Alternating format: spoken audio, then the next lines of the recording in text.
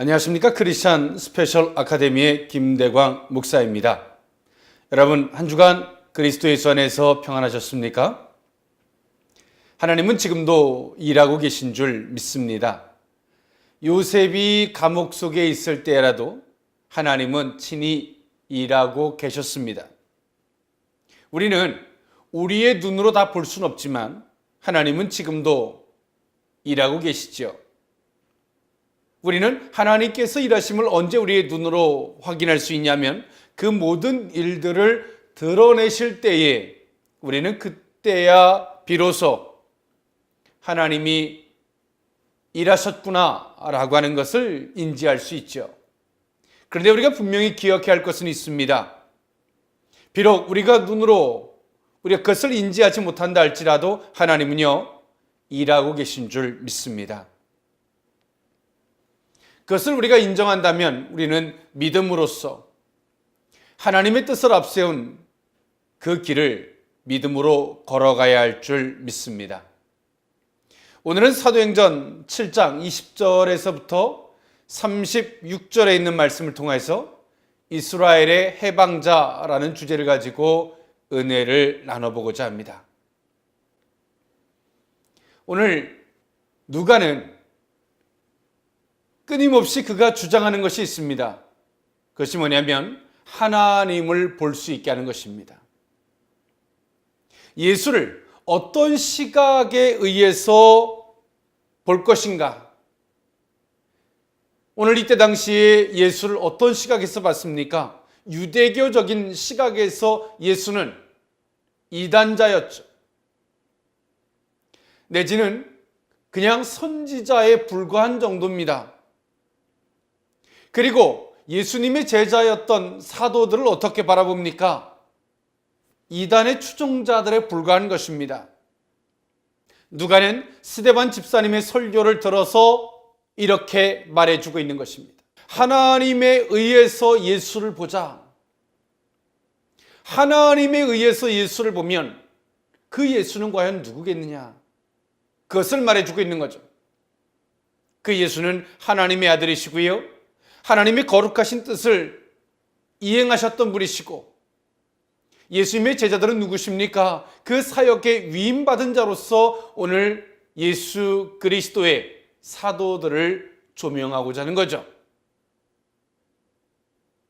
하나님의 본심은 무엇이겠습니까? 그들의 무지를 깨우치고 그럼에도 불구하고 한결같이 하나님께서 사랑과 인자와 자비로 그들을 대하고 계신 그 사랑일 것이라 믿습니다. 오늘 스데반 집사님의 설교는 그 모세를 들어서 하나님의 섭리를 말하고자 합니다. 이스라엘의 해방자였던 모세, 그 출발을 사도행전 7장 17절에서 하나님으로부터 아브라함이 그 때가 되어서 라고 오늘 시작을 하고 있어요. 그 때가 되어서 애굽으로 이주가 됐고요. 또 그 요셉으로 말미암아 애굽으로 이주했던 그 이스라엘 백성들이 번성했다라고 이야기해주고 있습니다. 오늘 누가는 이 모든 일의 시작, 그것을 하나님의 때가 되었음을 이야기를 해주고 있어요. 우리 인간적인 시각에서 바라보면 때론 그 모든 것들이 상황의 논리처럼 보이지만 하나님의 주권 안에서 보면 하나님의 때, 또 하나님의 그 모든 경륜 속에서 이루어지는 일인 줄 믿습니다. 그리고 18절에도 보면 요셉을 알지 못하던 왕이 들어섰음을 이야기하죠. 요셉을 잘 알고 있었던 왕조는 힉소스 왕조였습니다. 그 힉소스 왕조가 멸망하고 난 이후에 그 요셉을 알지 못하던 18대 왕조가 들어섰음을 말해주고 있죠. 그러나 이 모든 일들이 무엇을 말해주고 있냐면 하나님의 섭리 속에서 모든 일들이 이루어지고 있다는 사실입니다. 이것을 다시 한번 좀 정리해 보면 이렇습니다. 지금도 우리는 누가 잘하고 누가 못하고 그래서 어떻게 되고 이런 것처럼 보이지만 그 이면 속에서 하나님이 일하심의 그 역사를 보면 하나님은 당신의 뜻대로 의로운 자를 의롭게 사용하시고 불의한 자를 불의하게 사용하셔서 당신의 정한 뜻을 따라 일하고 계신다는 것을 말해주고 있죠. 그렇다면 오늘 이 누가는 왜 이런 말을 하고 있을까요? 예수님을 어떤 시각에서 바라봐야 되는지를 말하고자 하는 것이죠. 오늘 예수님을 그 하나님의 경륜, 하나님의 섭리 속에서 바라보자라고 말해주고 있어요. 그러면서 오늘 이 본문에서는요, 유대인들이 가지고 있는 오류, 그것을 총체적으로 세 가지를 지적을 해주고 있어요. 그러면서 궁극적으로 오늘 누가가 말해주고 있는 것은 하나님의 섭리를 바라보자라고 말해주고 있는 거죠. 그 중에 첫 번째가 무엇이냐면 그 모세의 태어나면서부터의 모든 과정들을 극히 인간적으로 세세하게 다 기록을 해줍니다. 그 이유는 오늘 율법과 모세를 순항했던 그 유대인들이 가지고 있었던 오류를 지적하고자 하는 것이었습니다. 오늘 이 유대인들의 이러한 태도, 결코 잘못된 것이죠. 오늘 그 모세가 태어나서 그가 부모의 손을 떠날 수밖에 없고 또 애굽의 그 공주로 말미암아 손에서 키워지고 그 모든 것들을 상세하게 보여줘요. 모세가 위대할 수 있느냐? 그렇지 않다는 거예요.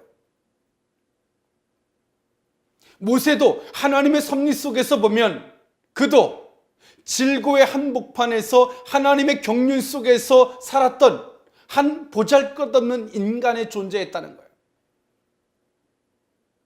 결과적으로 보면 하나님께서 위대하게 쓰임받았던 위대한 종이지만 인간적으로 보면 그도 보잘것없는 한 인간이었고 하나님의 손에 붙들림 바 되어 살았던 그 속에서부터 부름을 받았던 한 인간에 불과했다는 거죠. 결코 모세는 유대인들의 숭앙의 대상이 될 수 없고 그 모세로 말미암아 하나님께서 그 모세에게 주었던 그 율법 그 자체가 숭앙의 대상이 될 수 없음을 오늘 누가는 말하고 싶은 거예요. 지금도 이 시대를 살아가는 크리스찬들이 하나님의 경륜 그 이면에서 모든 것들을 조성하시고 일하시는 하나님을 볼 수 없으면 우리는 교회를 우상으로 만듭니다. 때론 목회자를 우상으로 만들 수밖에 없는 그 오류를 범할 수밖에 없음을 우린 기억해야 합니다. 그 교회의 주인도 하나님이시고요. 아무리 존귀하게 쓰임받는 주의 종이 있다 할지라도 그 주의 종도 하나님이 쓰시는 도구에 불과하다는 사실을 우린 기억해야 할 줄 믿습니다.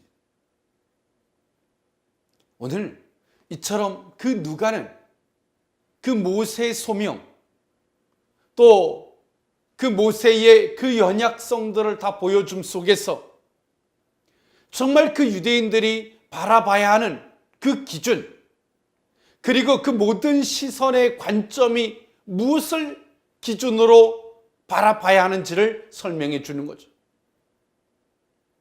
사랑하는 성도 여러분, 하나님의 섭리 주권 속에서 모든 것들을 바라봅시다. 하나님 그 하나님의 때에 당신의 정한 때에 당신이 그 원하시는 대로 그 모든 일들을 이루실 것입니다. 우리는 그 하나님의 섭리와 그 주권과 경륜을 인정하지 않으면 우리는 하나에 울고 하나에 웃는 그리고 때론 우리가 우리의 잣대 속에서 이해하지 못해서 시험 들고 낙담할 수밖에 없는 연약한 존재임을 우린 기억해야 합니다.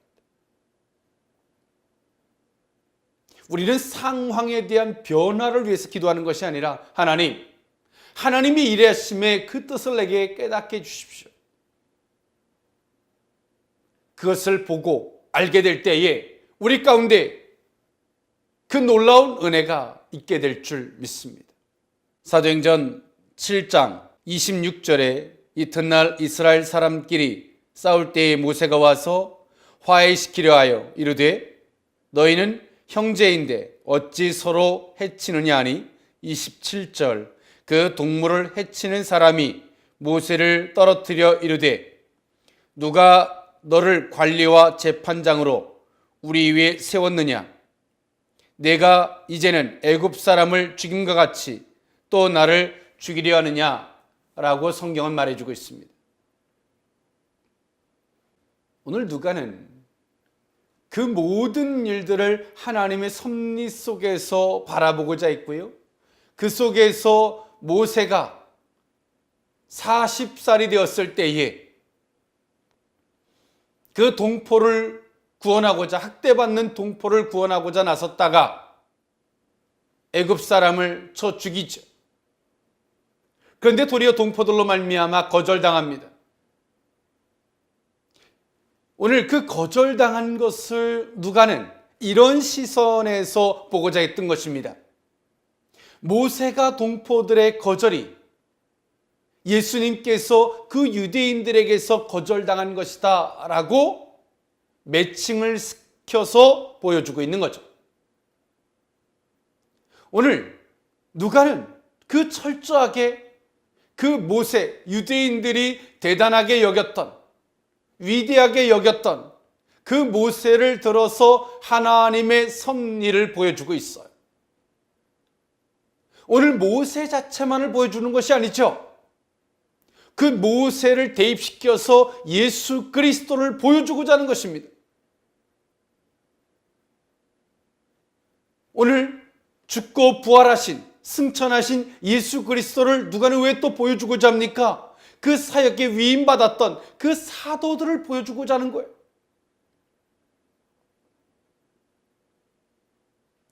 우리가 살아가는 삶, 하나님의 섭리 속에서 우리가 바라본다면 어떨까요?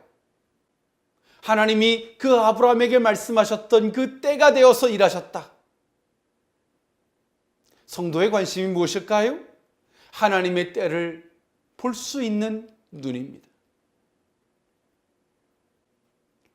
그리고 요셉을 통해서 애굽으로 이주했던 이스라엘 백성들의 번성, 그 번성도 하나님의 약속 속에서 이루어지고 있다는 거죠. 오늘도 우리가 하나님의 섭리 속에서 바라보되 하나님의 약속이라는 근거 속에서 오늘 우리에게 일어난 일들을 한번 바라봅시다. 시험 들 일일까요? 단순하게 내가 고통에 겨워할 일일까요? 내지는 우리가 어떤 그 환경의 변화만을 위해서 몸부림쳐 기도할 만한 것일까요? 아니죠. 오늘 누가가 말하는 것처럼 하나님의 섭리, 그 경륜, 그리고 하나님의 말씀, 그 약속하심을 따라 이루어지는 그 모든 환경을 볼 수 있는 그 시야가, 그 눈이 있어야 됨을 말해주고 있는 겁니다.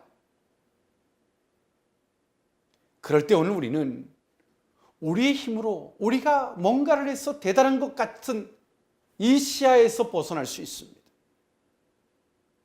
그 기가 막힌 상황 속에서도 어처구니 없는 너무나 슬픈 상황 속에서도 하나님의 일하심을 볼 수 있는, 하나님의 역사하심을 볼 수 있는, 때론 불의한 자를 통해서 역사하시는 그 하나님을 볼 수 있는 그 눈이, 성숙한 그 시야가 우리에게 주어질 줄 믿습니다. 사도행전 7장 30절에 40년이 참에 천사가 시내산 광야 가시나무 떨기 불꽃 가운데서 그에게 보이거늘 31절 모세가 그 광경을 보고 놀랍게 여겨 알아보려고 가까이 가니 주의 소리가 있어 32절 나는 내 조상의 하나님 즉 아브라함과 이삭과 야곱의 하나님이라 하신데 모세가 무서워 감히 바라보지 못하더라 라고 성경은 말해주고 있습니다. 오늘 누가는 그 어떤 성경 모세를 이야기해 주면서 항상 강조하는 게 있습니다. 30절에 40년이 참에 모세가 그 애굽에서 피신하여 미디안으로 갔고 미디안에서 40년이 됐습니다. 그 40년의 어느 때에라고 이야기해 주지 않습니다. 우연의 시각에서 그 때를 조명시키지 않습니다. 40년이 참회라고 성경은 말해주고 있죠. 하나님이 그 정한 때가 있고 그 때가 오늘 모세가 부름받은 소명받은 그 때라고 말해주고 있는 겁니다. 하나님의 그 시간, 그 때는요 여러 가지가 있습니다. 하나님의 절대의 때가 있어요. 하나님의 절대의 때는 우리가 아무리 기도해도 바뀌지 않습니다. 그 때가 되어야지만이 되는 거예요. 그리고요 또 하나가 있다면 이런 때가 있습니다. 우리가 회개할 그때에, 우리가 돌이킬 그때에, 우리가 순종할 그때에 상대성의 때가 있어. 이 세상의 때가 있어. 하나님께서 이 세상에 부여한 그 원리적이고 상대적인 그 때가 있어요. 하나님의 절대의 때는 우리의 힘으로 바뀔 수 없어요. 그래서 우리는 하나님의 절대의 때는 이렇게 기도하는 거예요. 하나님 내게 견딜 수 있는 힘을 주십시오. 왜? 그 때가 되어야 되기 때문이죠. 그러나 그 상대적인 그 때는요 지금 우리가 회개하면 돼요. 순종하면 돼요. 돌이키면 돼요. 작정하면 돼요. 결단하면 됩니다. 그런데 우리가 그 절대의 때와 상대의 때를 구분하지 못하면 때로는 많은 오류를 범해요.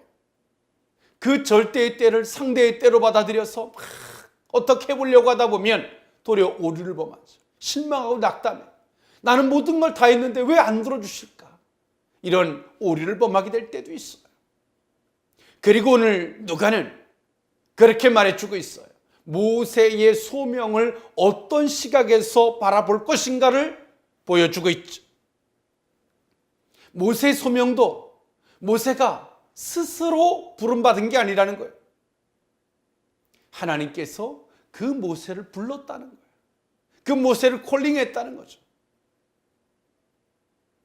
그렇기 때문에 오늘 누가는 말해주고 싶은 게 있어요. 그 모세의 소명을 통해서 우리가 바라봐야 할 게 뭐냐? 그 비하인드 스토리. 하나님께서 그 이면에 일하고 계셨던 정말 중요한 그 알맹이를 놓쳐서는 안 된다는 거예요. 하나님께서 모세를 부르고 있어요. 모세를 왜 부르고 있는지, 정말 그 모세를 부르고 계신 하나님의 섭리, 하나님의 일하심을 볼 수 있는 것이 참된 신앙이라 라고 누가는 말해주고 있는 것이죠.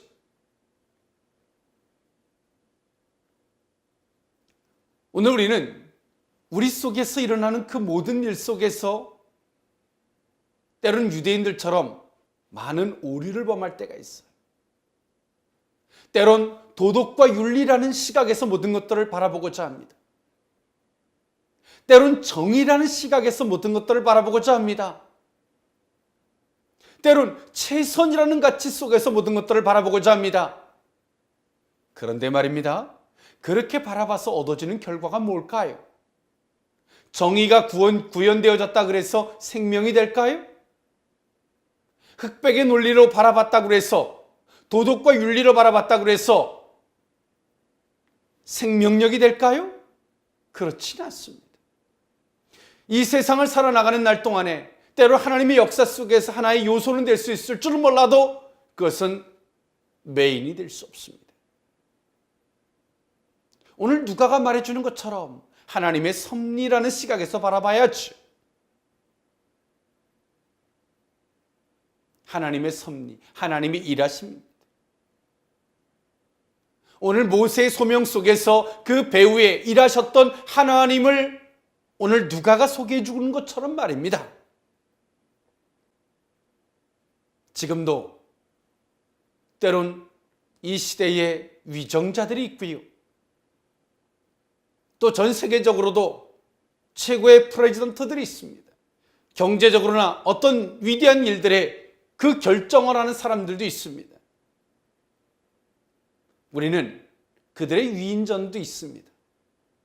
그들을 닮아가려고 흉내도 냅니다. 좋은 일입니다. 그런데요, 성도란 그 모든 배후에서 일하고 계신, 그 모든 것들을 주장하시고 조성해 가시는 하나님을 볼 수 있어야 합니다. 사람은 아무것도 아니라는 거죠. 도구에 지나지 않는 거예요. 그들에게도 그만큼 은혜를 줘서 그들을 사용하실 뿐이라는 겁니다. 우리는 하나님이 위대한 줄 믿습니다. 오늘 이 시각을 잃어버리면 우리는 사람에게 빠지고 환경에 빠지고 상황에 빠지는 이 오류를 범할 수밖에 없음을 기억해야 할 줄 믿습니다. 7장 33절에 주께서 이르시되 내 발에 신을 벗으라. 내가 서 있는 곳은 거룩한 땅이니라 라고 성경은 말해주고 있죠. 누가는 이것을 소개함 속에서 무엇을 말해주고자 하는 겁니까? 모세도 하나님의 도구에 지나지 않았음을 말해주고 있는 것입니다. 오늘 이 일로 인하여 중동 지역은 지금도 경외의 차원에서 신을 벗어서 상대에게 예우를 갖추는 경외를 표현하는 것이 지금도 일어나고 있습니다. 지금도 이행하고 있습니다. 오늘 누가는 모세가 신을 벗어서 행동했던 것을 표현해 줌 속에서 모세가 도구였음을 말해주고 있죠. 오늘 모세의 소명 속에서 나타난 하나님의 경륜, 하나님의 일하심, 그리고 모세가 최종적으로요, 모세가 하나님의 일하심을, 하나님의 섭리를 이해하지 못해서 하나님을 거절했던, 하나님의 소명을 거절했던 모세. 그러나 후에 오늘 모세가 하나님의 뜻을 이해하고 깨닫고 난 이후에 하나님의 뜻에 순응을 합니다. 누가는 그 스데반 집사님의 설교를 들어서 하나님의 말씀을 거절하고 있는 그 유대인들을 우회적으로 지적하고 있는 것입니다. 너희들이 하나님의 섭리를 이해하지 못함 속에서 예수님을 거절했다면 이제 너희들이 하나님의 섭리를 이해하고 깨닫고 너희들이 예수 그리스도를 영접해라. 하나님의 섭리 속에서 예수 그리스도를 앞에 순응하라. 너희들의 고전목을 꺾고 겸손하라 라고 누가는 말해주고 있는 것입니다. 사랑하는 성도 여러분, 사랑하는 동역자 여러분,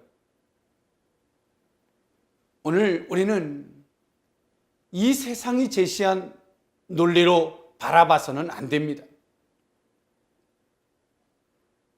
도덕적이나 윤리적이나 정의를 구현하고 그 어떤 논리 속에서 바라보는 것이 아닙니다.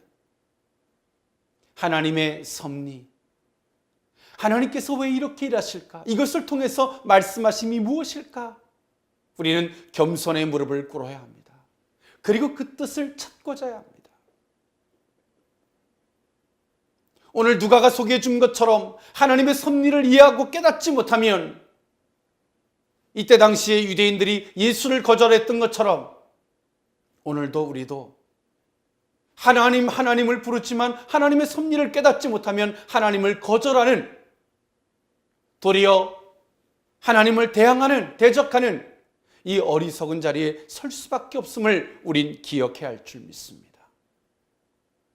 그 하나님의 섭리를 이해하고 깨닫는 것은 오직 성령을 힘입고 그분 앞에 겸손히 무릎을 꿇고 요청할 때만이 그의 은혜로 말미암아 가능해지는 것인 줄 믿습니다.